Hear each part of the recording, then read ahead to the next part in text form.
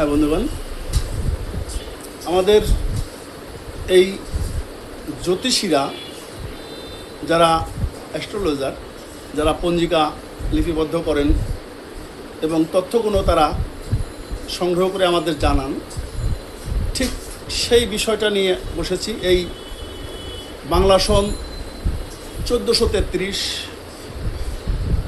এর বাংলাদেশের কি অবস্থা হবে, ফলাফল কি, কখন কি ঘটবে, জ্যোতিষরা কি বললেন সেটাই বলছি, আমার মুখের কথা নয়। জ্যোতিষরা যেটা বলেছেন আমি সেটাই বলে যাচ্ছি। তার পূর্বে বলবো, যারা আমার এই চ্যানেলটিকে সারপ্রাইজ করেছেন তারা অনেক অনেক ধন্যবাদ তাদের, এবং যারা করেনি সাবস্ক্রাইবটা করে দেবেন এবং লাইক কমেন্ট শেয়ার করবেন, যাতে করে নতুন ভিডিওগুলো আপনি সবার আগে পেতে পারেন, এবং তাহলে আমার পরিশ্রম সার্থক হবে। অনুগ্রহ করে একটু আমার কথাগুলো রক্ষা করবেন আশা করি। আসুন আমরা মূল উদ্দেশ্যে প্রবেশ করি। কি লিখলেন জ্যোতিষীরা এই 1433 সম্বন্ধে বাংলাদেশের পরিস্থিতি? এখানে লেখা আছে, গ্রহ সন্নিবেশিত অনুযায়ী 1433 সনের রাষ্ট্রফল গণনার শুভ অশুভ মিশ্র ফলপ্রদ দেখা যাচ্ছে। অর্থাৎ বৎসরের শুরুতে সরকারি দলের সাথে বিরোধী দলের মতবিরোধ, স্বার্থ সংশ্লিষ্ট কর্মে বাধা দেখা দিতে পারে এবং পরাজিত শক্তির বারংবার উত্থানের চেষ্টা করবে। তাদের ঐকান্তিক প্রচেষ্টায় অনেকাংশই ব্যাহত হবে। দেশের অগ্নিসন্ত্রাস, ধর্ষণ, গুপ্ত হত্যা, জবরদখল ইত্যাদি প্রভাব বিস্তারকারীদের একাংশে বৃদ্ধি পেলেও 15 জ্যৈষ্ঠ বৃহস্পতিবার কর্কট রাশিতে গমন হেতু সুচিন্তা পরিকল্পনা ও দূরদর্শিতা সরকার অধিকাংশ ক্ষেত্রেই সুষ্ঠু সমাধান করতে সক্ষম হবেন। আমরা সেই প্রত্যাশা রাখি। বর্তমান যে সরকার এসেছেন তিনি যেন আমাদের সাধারণ জনগণের জন্য কাজ করতে পারেন এবং দেশবাসী যেন শান্তিতে থাকে, আমরা যেন শান্তি শৃঙ্খলা বজায় থাকে, আমরা কিন্তু সেই প্রত্যাশাই বর্তমান সরকারের কাছে করব। এবং নিত্য নতুন পরিকল্পনা, সংস্থানের বৃদ্ধি মানুষের মাঝে যাহা অনেকাংশেই বৃদ্ধি পাবে, বৈদেশিক ক্ষেত্রে সুসম্পর্ক বৃদ্ধি পেতে পারে বা পাবে, শিক্ষাক্ষেত্রে তেমন অগ্রগতি লক্ষ্য করা যায় না। এটা সত্য, কারণ 24 থেকেই তো ছাত্ররা নানান রাজনীতির সাথে জড়িয়ে পড়েছে, ছেলেপেলেরা এখন লেখাপড়ার দিকে মন দিচ্ছে না। সেটাই বলা হয়েছে যে এটা খুব ভালো কিছু দেখা যাচ্ছে না। এবং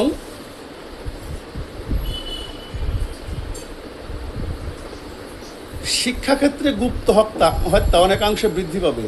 মিটিং মিছিল, জনজীবনে দুর্ভোগ অনেকাংশেই হ্রাস পাবে। ধর্মীয় ও রাজনৈতিক ক্ষেত্রে জটিল পরিস্থিতির সৃষ্টি হলে বর্তমান সরকার সুষ্ঠু সমাধান করতে সক্ষম হবে বলে বলা আছে। দেশের আর্থিক খাতের অবস্থা ক্রমশই উন্নতি হবে এবং বছরের শেষের দিকে কর্মসংস্থানের উন্নতি দেখা দেবে। বস্ত্র ব্যবসা, কেমিক্যাল ব্যবসা, বিনোদন জগৎ, শৈল্পিক ব্যবসা এবং প্রভৃতি ক্ষেত্রে ঘন ঘন পরিবর্তন আসবে। দেশের অর্থনৈতিক অবস্থা পরিবর্তন আসবে। চিকিৎসা স্বনির্ভর, ব্যবসার উন্নতি ও দ্রব্যমূল্যের সহজলভ্যতা আষাঢ় মাসের পর তা সাধিত হবে।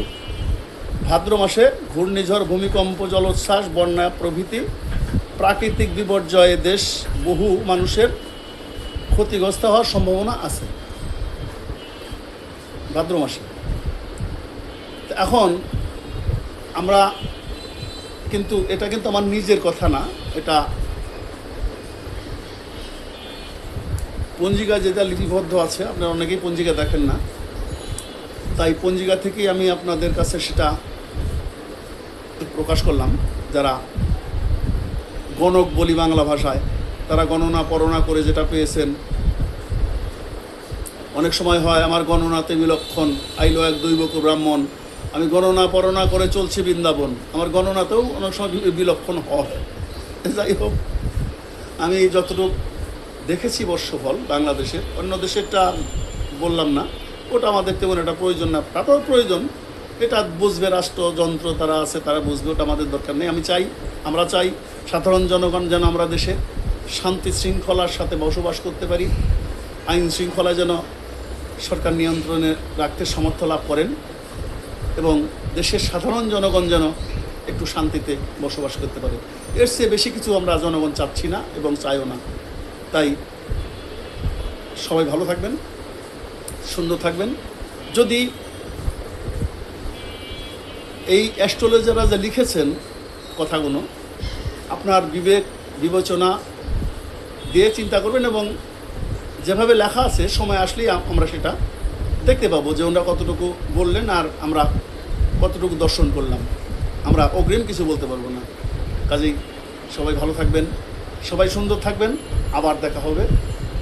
আমার এই স্রষ্টা এবং সৃষ্টি মিডিয়া ইউটিউব চ্যানেলটিকে আবারও বলছি একটু সাবস্ক্রাইব করে যাবেন, যাতে করে আপনাদের সাথে আমি আবার নতুন কোনো ভিডিও নিয়ে আসলে আপনারা দর্শন করতে পারবেন।